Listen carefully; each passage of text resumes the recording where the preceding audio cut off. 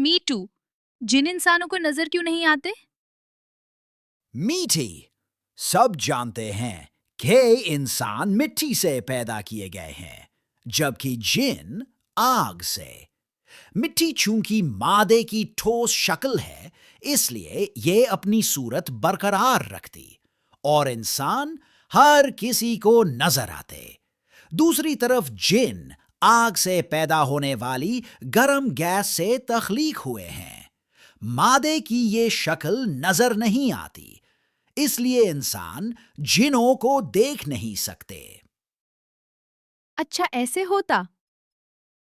जी हाँ, ऐसे ही होता।